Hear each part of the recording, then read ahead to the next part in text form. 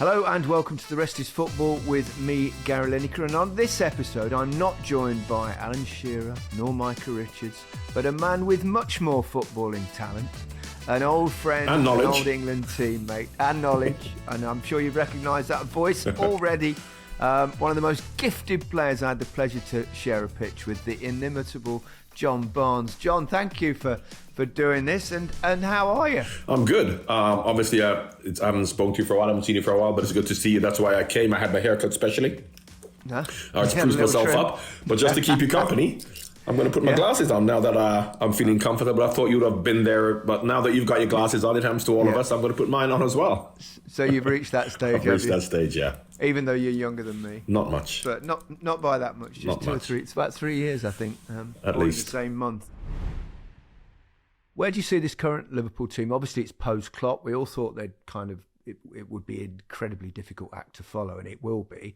But he's made a really good start, Arne Slot, hasn't he? Not only has he made a good start, I was with them pre-season in America, and even in America, as I said, going over on the plane with all the analysts and people like that we had on the plane, and they're now having a new way of playing. We're going to play playing Ron Gravenberch as a number 6. It's a bit like playing Pirlo in a number 6, a different type of player, but more attacking, more comfortable on the ball, rather than a hard-working, a strong defensive midfield player. So therefore, the players have bought into what he's trying to do, plus the fact we've still got on the counter-attack and in transition, pace and power up front. So we're playing a much slower build-up, many more passes from the back, but in transition when we have to go forward. So in many respects, the players have bought into it. We've seen when Fergie left, we've seen when Wenger left, we've seen when Mourinho left big clubs, and why clubs don't do as well is because the players go, they relax because the big man's gone. Whereas Liverpool players haven't done that. Yeah. The Liverpool players have, because the characters that even Jurgen Klopp signed were good enough characters to know that, okay, you're not here anymore, but we have to respect the club, the traditions, the fans, and the new manager we do what you say, because it's a completely different way of playing. And they haven't complained and thrown their dummy out the pram. And it suits players more like Harvey Elliott, Curtis Jones, these ball players, whereas Jurgen's midfield of Fabinho, Milner, Henderson, they're now 3 ball-playing midfield players. So we're better in possession, but we still have that transition going forward. So it's happy days. Who do you enjoy watching individually? Mo Salah is a wonderful player, isn't he? I know he plays on the right-hand side, you played on the left, but there are certain things... No, but I have to tell you, my favourite player for Liverpool in the club here was Bobby Firmino. Absolutely Bobby Firmino. Yeah. He was the reason why Mo Salah and Mane did all that. He reminds me of Peter Beardsley, and of course I know you love playing with Peter, or Teddy, but he was incredible. So yes, Mo, I love Dominic Szoboszlai. I do love Man City the way they play as well, though. You look at the Man City players. And of course, Haaland is like a throwback to your day, whereby, you're happy to score a hat-trick and touch the ball 5 times. I could never do that. Yeah. I need to touch the ball 100 times and not score because I want to look good and create. We can't all be the same, John. That's why. No. 1 second. No. That's why goal scorers are unique. Jan Molby says this, and I agree with him. There are 2 positions in football that aren't part of that he says they're not footballers. Goalkeepers and centre forwards. Rushy, yourself, you want to score goals. All footballers want to feel like they've played well and touch the ball and get involved. And that's why all footballers who learned in Holland came along. Maybe Lewandowski, the withdrawn centre forwards who come and Harry Kane getting involved. For someone who just wants to score goals and is happy just to do that is incredible. Incredible. Champions League's coming soon. Liverpool, I think we've got Real Madrid really early, haven't they? That'll be a decent game. Yeah, but I still trying to struggle to find out. You play them away, you don't play them at home, you play somebody away, you play somebody at home. You just play 8 teams now. 8 teams. You don't play the same team home and away, so we're playing them at home, we're not going to play them away. I mean, it's huge. It's huge. But, I'm really confident in this Liverpool team, surprisingly, because I thought it'll take time for them to fit in. But I know the hard work they did pre-season, tactically, for them to understand how he wants to play. And out of possession, they still do the same thing. You saw at Man United when they chased down, the amount of times Szoboszlai and Salah, everybody, Diaz, they chased down out of possession, whereas I didn't see the Man United front four chasing back too much. But that was a feature of Jurgen Klopp, which he has retained. So as much as he's changed the way we play in possession, building from the back, out of possession, we're still closing down as much because we have those types of players. How do you think he's managed to not only maintain a little bit of Klopp stuff, but introduce his own without perhaps losing some of the dressing room? You just know what it's like.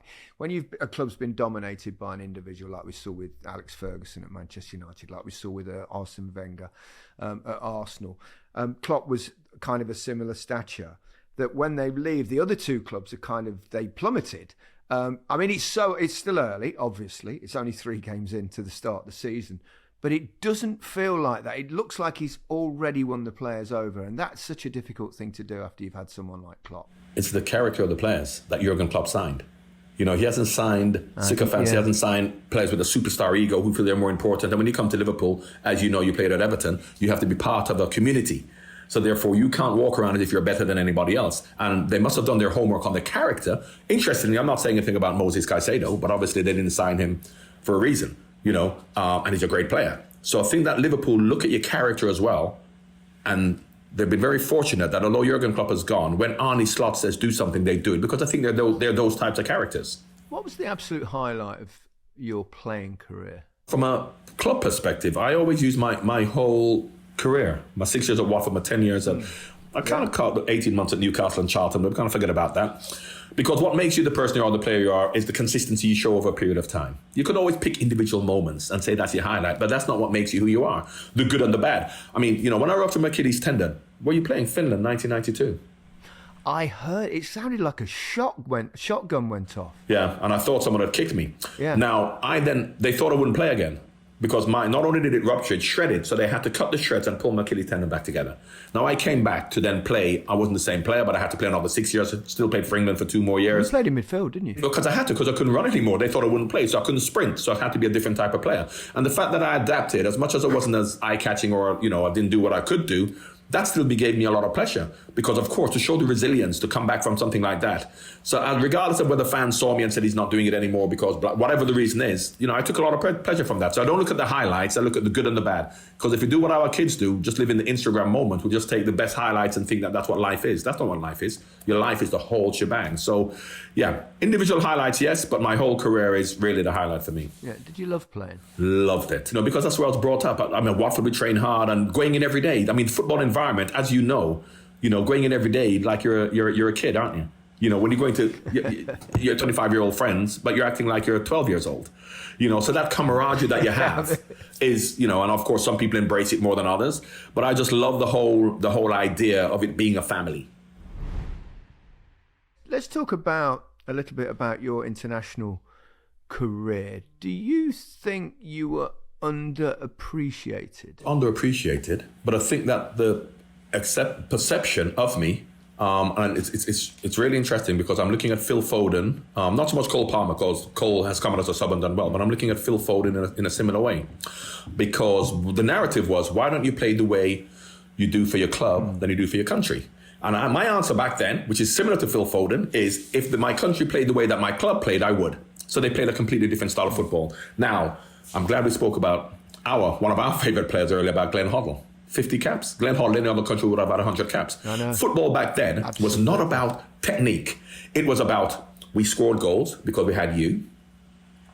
You scored goals. You didn't get involved in it, you scored goals. Terry Butcher at the back, Brian Robson in midfield, fighting. That's what we were. Yeah. So therefore, every now and again, when England played decent football, myself, Chris Waddle, we would shine or do well, but then we were inconsistent because you must remember when we played against, even sometimes we may have played against Morocco, we played against these other teams, we would beat them, but technically and in possession, they were better than us. They were better. But we'd beat them because we're strong and we're physical. So I think that the style of football that was being played back then didn't necessarily suit myself, Chris Waddle, Glenn Hoddle, and as much as very similar to Graham Taylor, they had to play us because we were doing well for our clubs. But in terms of the style of football, it never really suited us. It suited the centre forward to score goals, Brian Robson to drive forward, and Terry Butcher at the back and Shills to make saves. I can't talk about England without talking about the Brazil goal. Unfortunately, I missed that trip because I got injured, and I was kind of just broken into the England side. You got Mark Haley's move to AC Milan, didn't you? Got him moved, yeah. So that moment, scoring that goal in the Maracanã. That must have been. I know it was only a friendly and stuff, but it didn't matter, did it? It was iconic. It was scored right on half time. So of course, when you score a goal like that, I didn't really know what it felt like until you see it on television. Because you know when you score goals, you kind of like going through in your head and you don't know what you're doing, and then it looks great on television. Some of the goals you score. However, I knew it was a good goal, but then what you want is a bit of appreciation, because of course you score a goal like that. As soon as you score, we celebrate. Yeah. Referee blows for half time. So we're not celebrating anymore. We're going to go and have a drink. When we're going now at half-time, Bobby Robson has now got to change his team talk, because his team talk was when it was 0-0. His team talk is now it's 1-0. So as soon as we get in, everyone sits down, has a cup of tea. What are we going to do in the second half? And I'm sitting there going, I've just scored the greatest goal. How come no one's coming up and giving me champagne and saying how great I am? Because, of course, you know when you score a goal, if you score a goal like that after 35 minutes, for the next 5 minutes, up to the 40th minute, you're kind of like wandering around, swooning around. Strutting. I didn't have time to swoon. Half-time, Bobby Robson's talking about we're going to do it as well in the second half. And, of course, second half comes and it's all forgotten about. If I'm not mistaken, if I remember this correctly, I think for some reason the first half wasn't shown on television here. No. I'll tell you what happened, because I knew when I came back. Go on, tell me, you'll know. The last 2 minutes weren't shown on television because the feed went down. So the first half, you're watching the first half, yeah?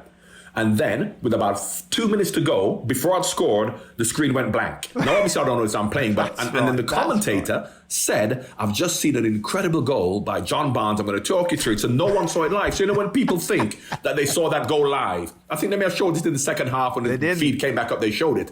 But no one saw it live. There were a lot of fans in that stadium. It's a big ground. Well, no, it was half empty. Oh, it gets worse. No, there were 90,000.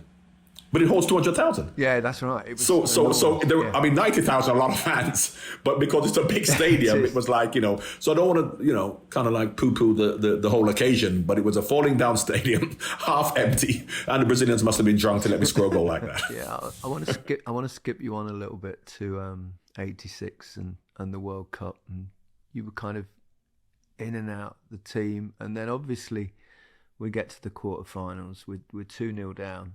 I was out. I hadn't been on the pitch at all.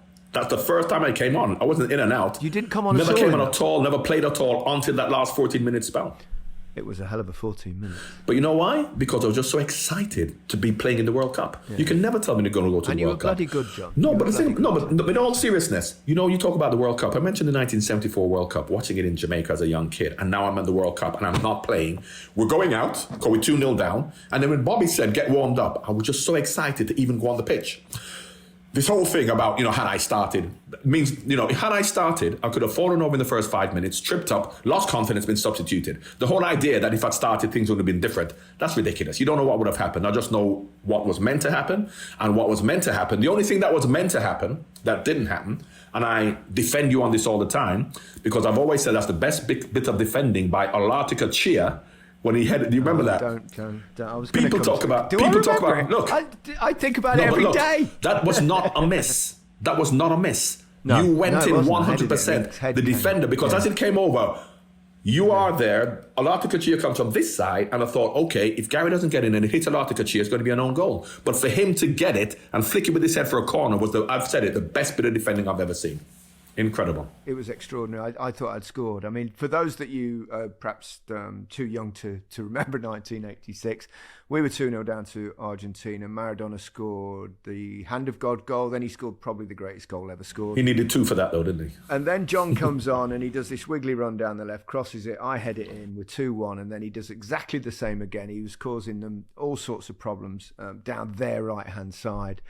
And the ball comes over, and as John eloquently explained, just got his head underneath mine, just as I was heading it as well. And it was, I watched it after it. I watched it about, I don't know how many times I've watched it to work out how the hell he got there. It had to be an own goal. Either you score, if he touches it, it's going to be an own goal. Yeah. And to head it out for a corner was just incredible. It was such a great cross. But what I always say, that look, Diego is my favourite player ever. And I felt that no matter what had happened, I felt that was his World Cup. Absolutely. I think if that had gone in, I still feel that Diego would have come up with something. I think so as well. I mean, in that period of time, he was, wow, wasn't he? Absolutely. Ever. I mean, certainly of our time. You can't take Messi and Ronaldo back to Stanley Matthews' days and say they'll be doing what they do. They'll be like Stanley Matthews. If Diego was playing now, you'd be like them. But that is why I look at a time whereby you look at the physicality, the pitches, the way the game's played, and how he was head and shoulders above everybody else. And not for a long period of time, if you know what I mean, but I just look at him from an individual perspective and say he's the best I've ever seen. He was really, really incredibly special. What was your relationship like with Bobby Robson?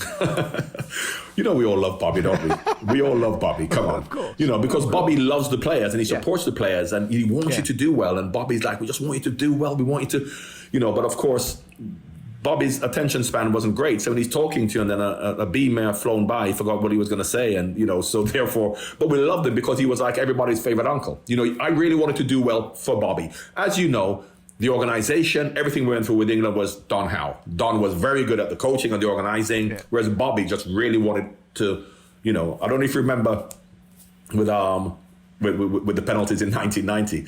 In fact, because you were away with the players, you were on the halfway line with us because you were going to take a penalty. When Shields was going in goal and Bobby walked up to righty, Mark Wright, and he goes righty. And of course, Dave Besson was a sub goalkeeper, wasn't he? And of course, you've seen that done now, whereby you put that Dave Besson with penalty stops and stuff like that. Yeah. And he's whispered in Wrighty's ear just before the penalties. I don't know if you've heard this. I've not. He whispered, "Have you ever seen Shields save a penalty?" That's what he said to Wrighty. He said that to Wrighty just before he was taking it. And Wrighty goes, "No, boss." And then he started what Bobby's like. Oh, no. Do you know what he said to us when we were huddled in the centre circle, the five of us? The penalty takers. 4 volunteers and Chris Waddle. He pulled us in and he went, "Lads, don't let me down. There's 30 million people watching this. Watching it on home, no pressure." I know. That's what he said. He said, "No pressure, but 30 million at home, don't let us down." But because it's Bobby, you understand what he means with how. So had it been another manager who is different, then that may have made you nervous. Because it's Bobby, you just kind of go, okay. I've known you for a long time. We shared a dressing room on many occasions, and I always found you to be, I think, one of the most interesting and intelligent footballers. And obviously, you've a lot of people have experienced that over the years. But I want to take you back right to the very early days, growing up in Jamaica. Well, we're going to reminisce. Well, yeah, I hope so. If you can, because you had an interesting upbringing, didn't you? Because your father was in the well, everyone's upbringing is their upbringing, and other people may find it more interesting because when you're being brought up, no matter where you are, it's your life. So therefore, you just think of it as normal. So I thought of it as normal. It's only when I look back and know the experiences that other people go through, and I suppose it is a very interesting upbringing. Yeah, my dad was a colonel in the Jamaican army. He was second in command, and he went to Sandhurst in the 50s. He was a classmate of Andrew Parker Bowles. That's our Queen's ex-husband.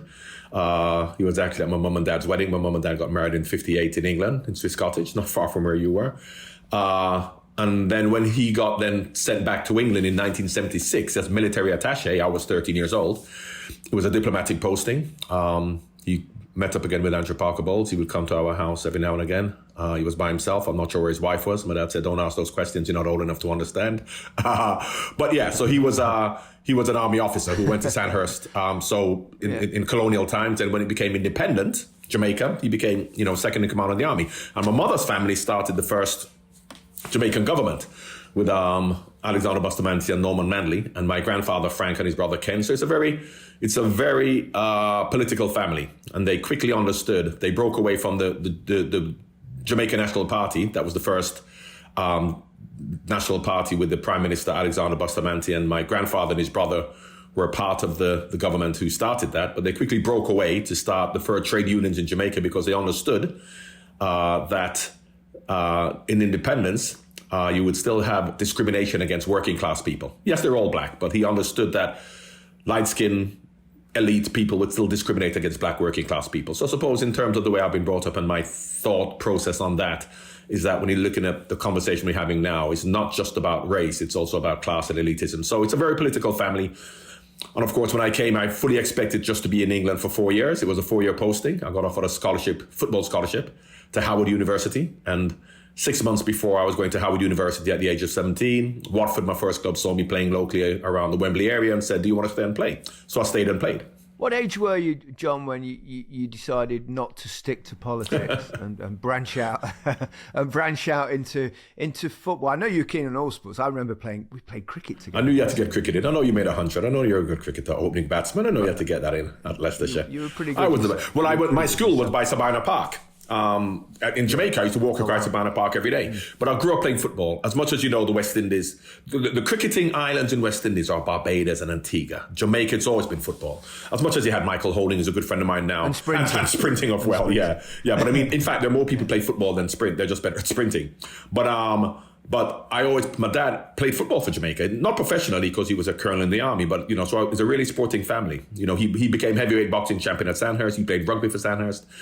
He played football for Jamaica. He played cricket. He's from Trinidad before he went to Jamaica. Cricket for Trinidad, second 11. So I grew up in a very sporting household. My sister played squash for Jamaica. She swam for Jamaica. My other sister played tennis. She was a tennis professional in Jamaica. So it's a really sporting family. As much as from an educational point of view, my sisters were brilliant. One became a lawyer, one has a master's degree. But I was always playing football ever since I was young. So I never expected to be a professional footballer because, of course, coming to England at 13, I knew or thought I'd be leaving at 17 to go back to Jamaica or go to America. So until that 6-month period where Watford said, come and train with, the youth team and then they offered me a contract, I knew I would always play football, be it in America part-time or go back to Jamaica. But I never thought about being a professional footballer, probably until about 6 months before I became a professional footballer when Watford invited me to train. What was it like having to leave Jamaica and come to England back in those days with your father? Was it not at all? It was so exciting because, of course, we love football. And as far as, as much as I supported West Germany in the mid-70s when they won the World Cup in 74, yeah, my father went to the Munich Olympics, not to perform, but to watch for his birthday. And he brought me back my first pair of football boots, Adidas Gerdmüller. So West Germany, Bayern Munich, Gerd Müller was my favorite team. So 74 against Holland, where you had the whole team, and I've spoken to Jurgen about this, where you had Setmar in goal, Bertie Vogts, Paul Breitner, Hotges, Overath, who was my favorite player, Rummenigge was too young then, Beckenbauer, Müller, Hones, Grabowski, Rainer Bonhoff, they were my favorite team. Then I came to England in 1976, and then I was told that they had bombed somebody's chip shop, so I had to change my team from West Germany to Brazil. But West Germany and Bayern Munich in the 70s was my favorite team. And of course, then coming to England, the home of football, it was exciting because I know I'm coming to England at 13 years old. I know I'm going to be here for 4 years, as much as the cold is going to be what it is. And then, whatever happens after that, I'll go back to America or go back to Jamaica. But what team did you support when you came to England, though? When you changed to an English, which club was it? Well, I lived in Highgate. Well, first of all, we lived around Baker Street. Then we moved to Golders Green in Highgate. But of course, my club. First of all, my club, and you have to remember, because you were around in 1976, Gary. Who came second? I was around. QPR. Because we lived I played. My school is in West London. My Stowe Boys Club was in Paddington, and all that was right by QPR. So of course, Jerry Francis, Don Masson, Ian Gillard, Dave Clement. So QPR, I used to go and watch QPR. I wouldn't say I'm a bad supporter. Then I used to go to Arsenal with Liam Brady, my favourite ever player from this part of the world. I won't say British because he's the Republic of Ireland. But so they were my team, but I wasn't a staunch supporter. But I used to go on the North Bank to watch Malcolm McDonald and Pat Rice and people like that. I ended up playing with Pat. Yeah. When did you realise you were good? When in Jamaica, at 11 years old, I was playing in the under 16s. So I always played football. But the thing about it is that, and of course you will know this, the way that Graham Taylor was in terms of the effort, commitment, determination, professionalism, attitude is what's necessary. That's the way my dad brought me up. So therefore I was always a good player, but my dad always said to me, it's not about how good you are, it's about your attitude and your commitment and your desire and your determination. So when I was in London at 13, I had to go running around Hyde Park. 14, 15, when my friends were going out, I'd be run up and down Primrose Hill because I lived not far. I used to run down to Primrose Hill, up and down. This is when I'm 14 years old because my dad made me do it. So being an army officer, he was very strict. And strict in terms of if you're going to do anything, you got to do it with authenticity, do it with discipline, do it with determination. So I knew I was always a good player, but am I mentally and physically able to do that? So just to give an example, when I came to England, I was always an attacking player. But the team I played for, Stowe Boys Club, we were winning 5, 6, 7-0 every week when I joined them. And no one wanted to be a defender because, of course, all the good players want to score goals. So my dad said to me, you're going to play as a centre-back. So for 4 years, between the ages of 13 and 16, 3 years, for the whole 3 years, I played as a centre-back. I was never a centre-back, but because no one else wanted to do it, my dad said, your responsibility to the team is the most important thing. So then when I went to Watford, I went onto the left wing. So I was always a good player, but it's more to do with the character that was instilled in me from my father, being an army officer, and the discipline necessary. And was Graham Taylor your first manager at Watford? He was there. I mean, he had an incredible period of time at Watford and that amazing side. Well, the thing about it, and you know this personally, that Graham is suited to that because Graham is suited to an environment whereby he brought all the players up. 80% of them came from the 4th division. I was a young player with Kenny Jackett and Steve Terry and Nigel Callaghan, but all of these players came from the 4th division and we finished second in the league to Liverpool. How can you do that? and Man United finished third because he spoke about the togetherness, the belief. We didn't have any superstars in the team. What he couldn't handle, and of course you know this, is characters and people who are different. Because of course, once you go higher up the league, there are certain managers who are suited to certain clubs. For example, could Pep Guardiola go and manage Notts County with players like that? So I think Graham found it difficult with big players because his thing is about there's nobody who's different to anybody else. We're all the same, so therefore, regardless of who you are, so he wasn't able to handle those characters. Whereas he was suited to Watford. Yeah, having said that, John, you were a big character. You're articulate, you're intelligent. You were a player that he handled brilliantly and produced a superstar in many ways. Although you helped yourself along the way, obviously. But the difference was the way, as I said, when I said to you about my dad saying to me that you're going to play centre-back for this team because no one else wants to do it, my first responsibility was for the team. So when people look at me and they look at the way I play and they say, look at him, he's a maverick, he's flamboyant, he plays off the cuff. That was never the case. When I played, my first responsibility, and I'm playing on the left wing and I'm being very creative, as you saw for Watford, my first responsibility, which I understood, is not to let the fullback run past me, my opposite fullback, and get across it. So my defensive responsibilities. So Graham said, and my dad said this, no matter how good you are, you have a responsibility to the team.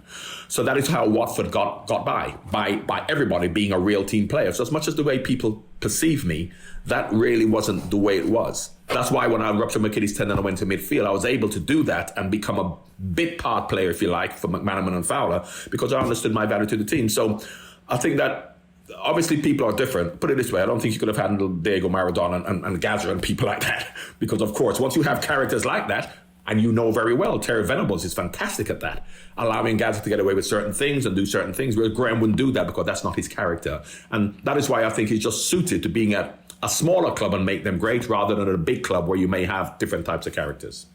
Or a national team. National team, you have the best players, and the best players are the ones like yourself and Gazza and different characters who you maybe have to look at differently.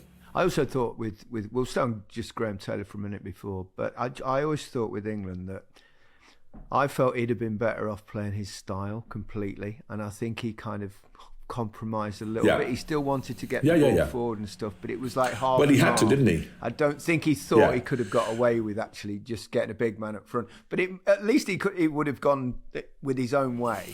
Yeah, but you'd have to then change some of the players. And of course, you're not going to change because, of course, for England, you're going to pick the players who are the top players. You can't then say, and of course he did that. And of course, with all due respect, he had Carlton, and Carlton is the type of a player, and Jeff Thomas. So what he should have done is either put all of those types of players in, and that's the only thing he could do. So in trying to mix and match, which he had to do because you can't leave Gazza out. You can't leave Gazza out and stuff like that. No. So I understand.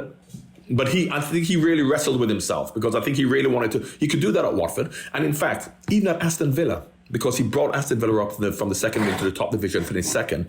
But had he been at a Liverpool or a Man United or an Arsenal or Tottenham, I don't think that would have suited him because you still have superstar players who, are a little bit different.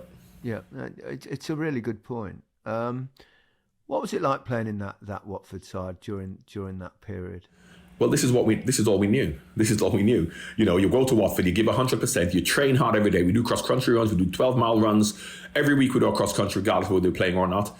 Now, obviously, coming to Watford from somewhere else, I see you smiling there, coming from Watford to go somewhere else. The move to Liverpool, how did that come about? It's really interesting because, as you know, when nowadays you have a 17, 18, 19. I was playing for England at 19 with a Jamaican passport for 2 years. I don't know if you remember waiting for me when I had to get in a different queue to everybody else because I had a Jamaican passport, and all of a sudden a passport was presented to me 18 months later because I was in that queue we're all in now, Gary, after Brexit. That long queue that we're all in now. Yeah, that was the queue I was in.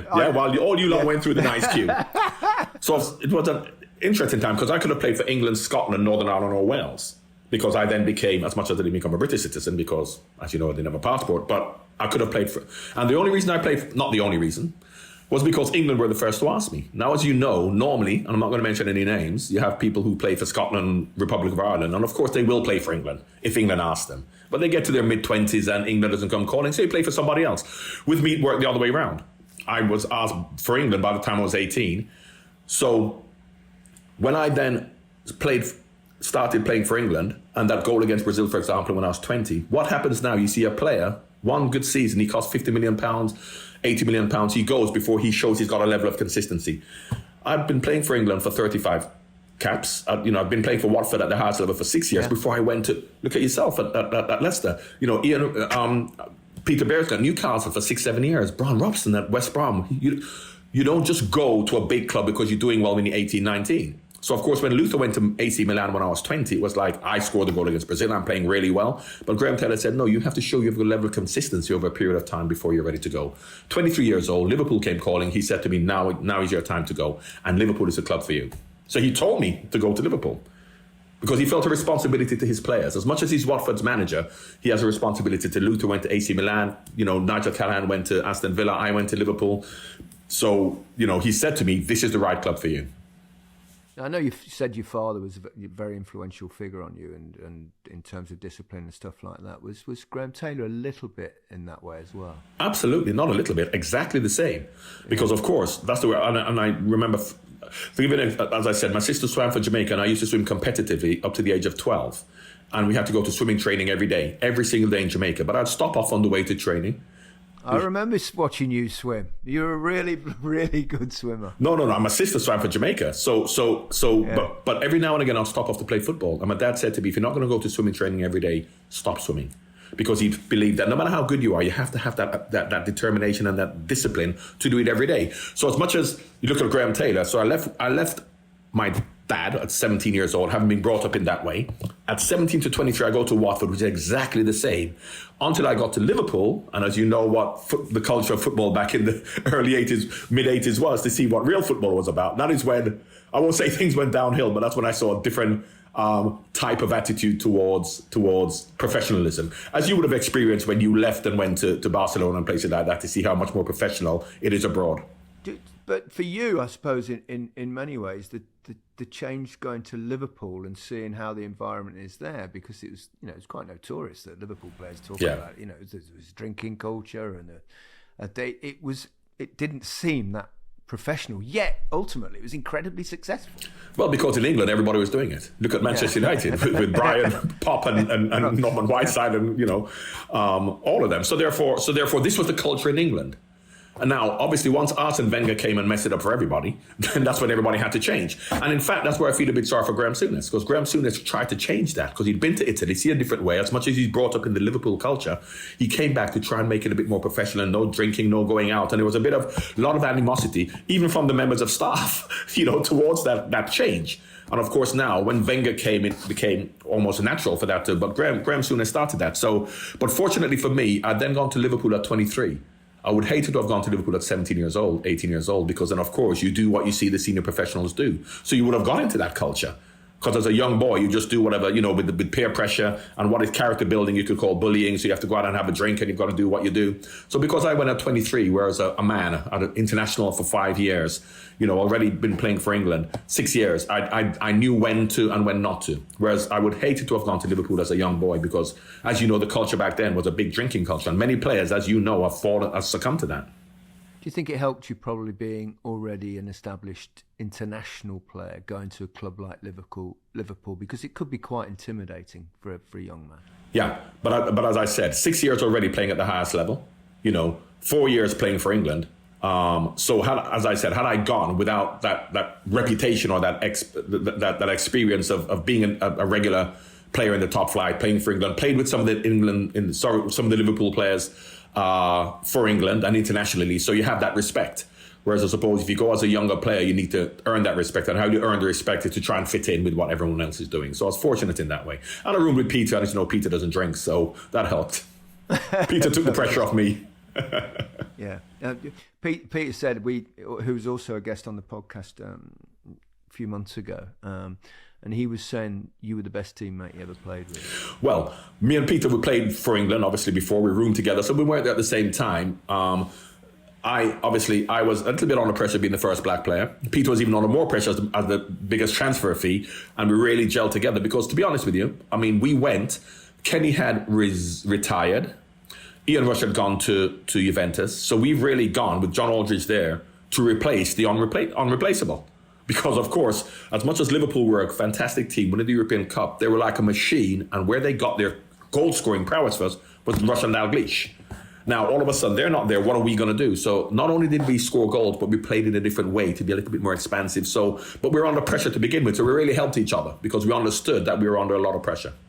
You mentioned that that you were the first black player at Liverpool.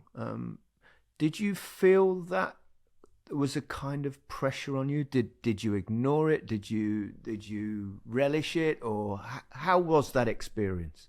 I never felt the pressure at all, and I'll tell you why. Because, of course, first of all, Liverpool thought I'd snubbed them because I was supposed to go to Liverpool. I wasn't supposed to go. They'd come in for me in the January of 1987, and Graham Taylor said, "You're going to Liverpool, but you're not going to go now because Watford were mid-table. I don't want to go in January because we need you, so I'm going to go at the end of the season."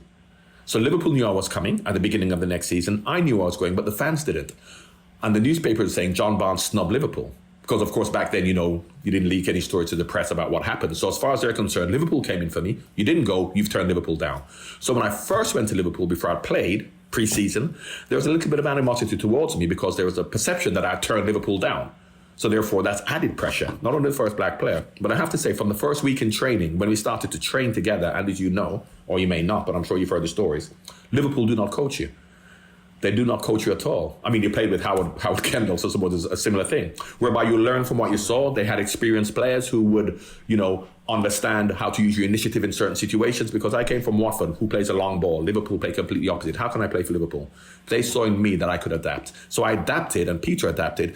So as much as I felt under pressure, after 2 weeks of training and the first games we had in pre-season, it all came together. So I didn't feel any pressure at all because I knew I would be able to deliver on the pitch because of the environment that Liverpool provided. There was a time where, it exists obviously still today, but in those days, I remember incidents with you, John. There's that famous picture of you, wasn't it? Like back heeling the banana out the way on the pitch, and there was a lot of racism around those days. I remember being on England plane. I've told this story when a couple of England, I don't know whether you can remember it, some England fans came up and said you should not be in national front flag, saying you should not be allowed in the England team. I mean, how did you deal with that kind of stuff? It never affected me. Never affected me. And I'll tell you why. Because first of all, you have to look at the experience. There's no such thing as a black experience. If you're a black multimillionaire who's an elite person, your experience is different to a black person who's from the inner city whose family have been disenfranchised. So therefore, their experience are completely different. So your response to certain situations is going to be different. I'll tell you about how I was brought up in Jamaica. In Jamaica, elite, light-skinned, middle-class Jamaicans used to discriminate against black working-class people. So unconsciously, so when I played football in Jamaica as a 12-year-old, I played in areas like Trenchtown, Tivoli Gardens, which is really rough areas, I can tell you, because football brings everyone together, regardless whether you're upper class, working class, or middle class. So I played in those areas. But these people weren't my friends. They'd never come to my house. So I understood the division of class. My life has shown me, growing up in Jamaica, that wrongly showed me in terms of the way I've been conditioned, that I'm superior to certain people from a class perspective. I now come to England. Where am I living? I live in Golders Green. My dad's got a chauffeur. He's a military attaché. We moved to Mayfair. So therefore, my life still shows me that I'm superior to working class people. So when I'm playing football, regardless of whether they're white, and these white working class people, and this is me obviously subconsciously thinking this, and wrongly, these white working class people who live in a council house, they can't spell their own name, they haven't got a job, and they're trying to make themselves feel superior to me because they're throwing a banana on the field, I'm looking at them thinking, you can't be talking to me because, I'm going to go to a restaurant tonight that you can't go to. I can go to Downing Street. I can do anything I want. So this whole black disenfranchisement, I never experienced that at all. And even when I came to England, as much as going to school at 14 and 15, it may have happened, my life in where I lived, the car that my family drove, every time, and I became a footballer at 17 and a good footballer playing for England at 19, that even makes in my own perception of who I am. So I never felt. And I completely empathize with any black player who was made to feel less than, because probably their lives growing up in England with their family and where they live and everything they went through. But for me, it wasn't a problem. And of course, I remember the players used to say to me, "Oh, don't let it get to you." I'm saying, it's not getting to me. It's not a problem at all. And I'm going, that's it, keep your chin up. But it just never bothered me. And unfortunately, a lot of players who had to bite their lip, although I didn't, and a lot of them were lost to the game of football because they wouldn't put up with it. They're the ones who were then kicked out of clubs if they fought against it. So obviously, it was a difficult period back then. But for me, it was a very simple thing. Have you seen things change? Well, in terms of the overt racism, yes. But of course, and I'll tell you, the type of racism I'm really interested in stamping out, which has been for the last 20, 30 years. I remember going up the Holloway Road when I played for Watford at 21 years old, going up the Holloway Road on a Saturday at 6 o'clock after the playing against Arsenal, and it happened to be Arsenal. So please, Arsenal fans, don't say that John Barnes saying that Arsenal fans are racist, because I'm sure Watford fans racially abused. Everybody did it. And while they were throwing things at the coach, and me and Luther on the coach, and, you know, when I'm on coach, I'm having a nice meal, as you know, which I'm having a glass of wine, and you have these Arsenal fans, happen to be Arsenal fans, on the Holloway Road, and I never felt threatened. And I know they cheered Michael Thomas when he scored, and I know if I played for Arsenal, they'd love me, but they don't love me because I'm playing for Watford. But I never felt threatened, and I know the reality of that. But what I did notice are average black people on Holloway Road shopping on a Saturday who were cowering in corners, afraid, being attacked, and no one speaks for them. They speak for John Barnes, how terrible my life is, and my life's great. So I always say, let's look at what's going on in the inner cities for average, and for white working class people as well, but if you want to keep it on race, for the average black person, don't look for Idris Elba, who can't get an Oscar, and say that's terrible, and John Barnes, who may want to work in management and he can't get a job. We have to start from below, and we have to say, let us change the environment down below for the average working class black person, rather than looking to elevate a black person into positions of power, as we have done with, I don't know, Rishi Sunak or any of the people there, as with Obama or Theresa May, from a female perspective as well. So I've always felt that ever since I was young. That's why I've always talked about, don't feel sorry for me, feel sorry for the people below who really need help. Yeah. What was it like playing for Liverpool? Incredible. Liverpool were quite like Watford. Listen, you know this person I'm going to tell you now, who's my favourite player ever, who I think is the best English player that I've ever seen and played with and played against, who played now would be the best player, Glenn Hoddle. Glenn was an incredible footballer. Absolutely. Incredible. He was, I don't think people really understand how good Glenn was. I mean... And that's in the early 80s. You know, you're talking about now where you have Paul Scholes, these people are intelligent and technique and stuff, but Glenn was left foot, right foot, everything, so intelligent. But he could never have played for Liverpool. It's not better, it's not worse, it's just a character. And Liverpool was very similar to Watford in that, yes, it's a superstar club, but there is no hierarchy at Liverpool amongst the players. As much as the fans may see us differently, so the fans are going to put Ian Rush and Kenny Dalglish above Sammy Lee and Jimmy Case, whatever.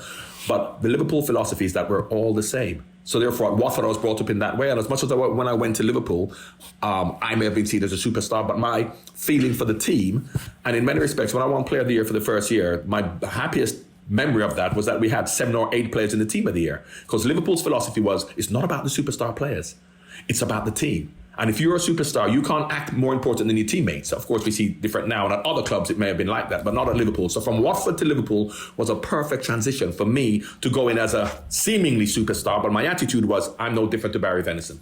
Yeah, and they had a lot of superstars there as well. And they did not like superstars. That's the thing. They may have seen a superstar, but when it came to the team, they understood that we are not more important than any of our teammates. Post-football, you tried management for a little while. Yeah, I went to Celtic with Kenny. I was there for 6 months. My Celtic record, in fact, I've got a 65% win rate, which is better than Steven Gerrard's at Rangers. He's got a 64% win rate. But of course, after losing to Inverness, Cali Thistle, and you know the narrative is that you failed, blah blah blah, and it was difficult to get back in, because as you know it's hard enough to be a manager anyway to get back in. But of course, there aren't many managers who look like me for the last 20 years, and the perception as to whether, and if you go back to a situation whereby you're talking about black managers, what I say is that we have to stop saying from a black perspective that we can be as good as anybody else. What I should say, and what we should say, is we can be as bad as anybody else. Meaning, how many bad white managers get an opportunity, they lose their job, they get another opportunity, and their race, their color plays no part on their failure. Whereas from a black perspective, there are very few black managers who are going to be given other opportunities. So that's a situation that we still have to overcome. How do you overcome that, though? Well, we have to change our perception.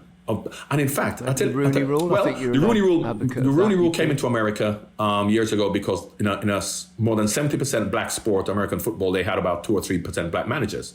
30 years later, we still only have 2 or 3% black managers, because you can't change laws. You have to change people's perception of somebody's worth. Laws can't do anything, because there are always ways around those laws. Because a Rooney Rule says you have to give them an interview. You don't have to give them a job. So they're interviewing, and then of course you do the interview, you do due diligence, but you have to change your perception of them to begin with. Very similar to females coming to football, female referees. If a female referee makes a mistake, we'll say it's because she's a woman. If a man makes a mistake, it's not because he's a man, because he's a bad ref. Now, a group of people who completely explains this perfectly are white English football managers. If Arsenal, Liverpool, Man United, Tottenham job becomes available, is there going to be a white English manager given the job? No, because the perception is that foreign managers are better. Remember when we were young, who were the best managers? Scottish managers, because of Fergie and because of Bill Shankly. Yeah. Now all of a sudden there are no Scottish managers. So once you have a perception of somebody not being worthy, and unfortunately, English managers are now deemed unworthy, and if we understand that, and you speak to Sam Allardyce, Harry Redknapp, they all say the same thing. Why is it inconceivable from a black perspective that black managers aren't being given an opportunity? Because we know the history of bias towards the perception of the intellectual worth of a black person. In many ways, it's like subconscious thing. It's not a deliberate thing. It's a subconscious thing that you absolutely it's unconscious. You're told that like black players are not going to be really good managers for what reason? It makes no sense to me that the colour of the skin could be, but I understand what you say. Do you remember Ron Knowles' interview about 40 years ago talking about black footballers? I don't know if you remember, it was on BBC. Ron Knowles, the chairman of Crystal Palace, you look it up, and he would say, the black players, they're quick, they're strong, they're not too intelligent, so you put them on the wing. You can't put them in positions of responsibility, goalkeeping, centre-half, defensive midfield player. That was the perception. It's almost like brainwashing, isn't it? Of course it is. Then all of a sudden, David James, Paul Ince, so therefore from a footballing perspective now, you have black players playing in every position, and some of them aren't even that good. Now, in the old days, you had to be very good to be a black player, so now we've overcome that, but this is much harder to overcome because this is about your intellect and your leadership. Sport is truth. Racism can't stop you. You only need to listen to people like you, John, to see how intelligent and articulate you are. And also, there's a lot of black players in the game now, and you can see so many of them are really, really intelligent. They're just exactly the same as the people with a different coloured skin. Absolutely, but what we have to do... But this perception. This is the perception. If a black manager becomes successful, we individualize his success. Yeah, but if he failed, we say black managers can't manage. So when Frank Rijkaard won the Champions League, why didn't all black managers become managers? Because they then go, yeah, he's done it, but can others? Whereas if you fail, then it's about the group of people. It's a little bit like what we're talking now. I mean, look at this whole idea about Muslim terrorists. If you're a Muslim and you do something, Muslims are terrorists. If you're white, you're a lone wolf. You're acting independently. We put it on the whole group of people. So, this is what we have to overcome. Yeah, absolutely. And it's going to take... a long time. Beyond our lifetime. A long time. I think we'll keep trying. What about the game now? Do you go a lot? You go to Liverpool, you go to Anfield, I've seen you there. Yeah, it's fantastic. It's great. It's great. Yeah. And of course, and you look at football now, and then you talk about who are the most successful teams. The most successful teams are the managers who give the managers the power. Arteta, Klopp, of course, Arne Slot, and hopefully, and Guardiola. Yeah. It's not about the hierarchy. It's not about the CEO. It's not about anybody else. It's about the manager. And as you know, when you played and I played, that's what it was all about. Whereas now you have so many people coming involved in football who feel that they know what the right thing to do is, and it undermines managers. And any manager's undermined. That's why you look at Arteta at Arsenal. Once he fell out with Aubameyang and he fell out with some of the big players and they still backed him, the other players then stood up and said, right, he's in charge, we've got to do what he says. Klopp had an issue when he first came to Liverpool with some players, and because the fans backed him, you can see the outcome. Whereas I feel so sorry for managers now because all managers are being undermined because you have so many other people who are feel that it's about what they do. Finally, John, and you've given us a lot of time. I really appreciate it. What are you up to now? Everyone, I'm sure people will know. I mean, we see you on TV every now and again. Well, I do a little bit of TV now and again. Do a bit of PLP. I'm, still got lots of kids, Gary, as you know. So I've still got young ones and old ones. I mean, all your ones have grown up, so therefore, hopefully, you're not looking after them too much. But I've still got some young ones living their best life. Well, I'd say it never ends, John. It never ends. It doesn't matter. And I tell you, the young kids are different to the big kids. Let me tell you, because they're living their best life, which means something else. My big kids lived my life when I told them to do something, but these ones aren't. So I'm still an ambassador for Liverpool. Do stuff for Liverpool. Bit of media work. But with 7 kids, you've got to keep working. Yeah, it does. It's been great to talk to you, John. Always a pleasure. Thanks a lot, mate. Lovely to see you. And hopefully get to see you in for real very soon. Well, let's get into a studio. Never mind, you're at home, I'm at home. Absolutely. Get you in a studio. Perfect. John, thank you very much. It's been an absolute delight. That's it for this episode of The Rest is Football. Goodbye from me.